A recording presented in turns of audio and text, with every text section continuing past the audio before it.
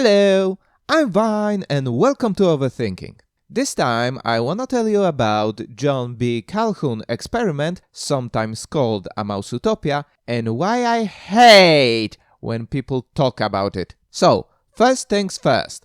My main source of info about the experiment is an article, Death Squared, The Explosive Growth and Demise of a Mouse Population, written by John Calhoun. You can find a link to it in the video description below. With this out of the way, now I can present the experiment itself. Mr. Calhoun wanted to research mice overpopulation. He started with 4 males, 4 females, and created an ideal environment for them. We are talking full utopian abundance, unlimited water, food, nesting materials. There were no predators and mice had full healthcare. The only limiting factor was space. A square-based cage with sides 2.7 meters long and 1.4 meters high that could accommodate a maximum of 3,840 individuals. So, something like this. Pig for scale. Whole experiment took over 1500 days and it went bad. At first, mice just hung around, began to nest and breed. This quickly snowballed to a doubling population every 55 days. But this growth slowed down and the population hit its maximum of 2,200 mice. Remember, that cage was designed to house over 3,000 of them. Around this peak, female mice started having less or no children, sometimes reabsorbing fetuses. They also became more aggressive and often just rejected their offspring. Behavior of male mice also changed. They became less and less able to defend their territory. Also, specimens that were completely uninterested in copulation began to appear. They just ate, slept, and cleaned their fur. After a while, mice completely lost their social skills and stopped reproducing. This led to a complete extinction of the colony. That's the experiment. Well, at least the summary of it. At this point in the rant, most people start to compare human societies with this mice colony, pointing out current low population growth in developed countries, global rise of antisocial behaviors, divorce rates, abortions, gay people.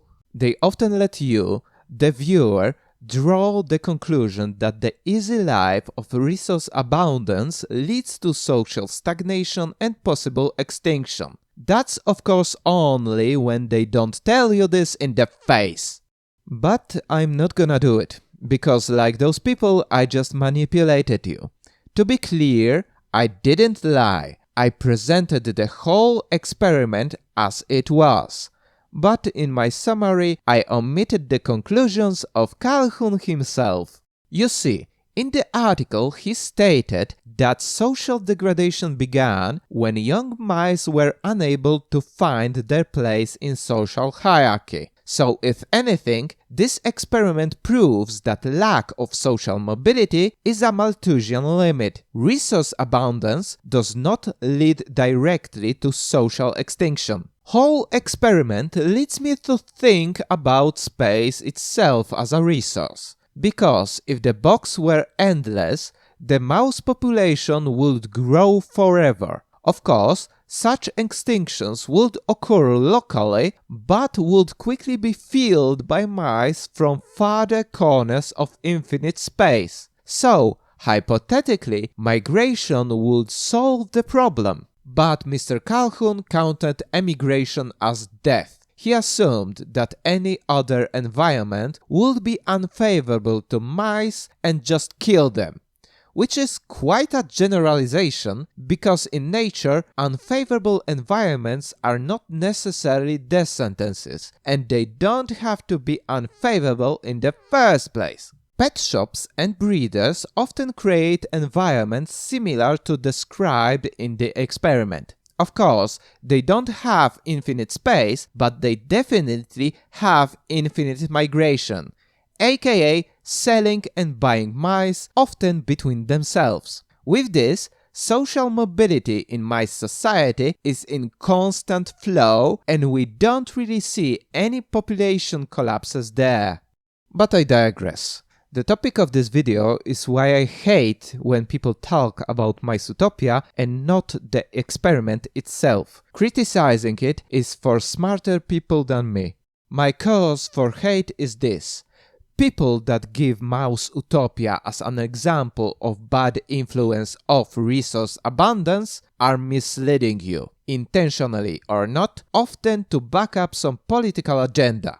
Of course, I'm not negating here the fact that the free resources can have a negative impact on any given society, because, for example, if something is for free, it can be perceived as worthless, and perceiving basic resources as worthless can lead to many negative consequences. But degradation of social skills and subsequent extinction because of it, it's not one of those negative impacts. Anybody saying otherwise and giving you the Calhoun experiment as an example is trying to manipulate you. And this, ladies and gentlemen, is why I hate when people talk about Mouse-utopia. The end. See you next time.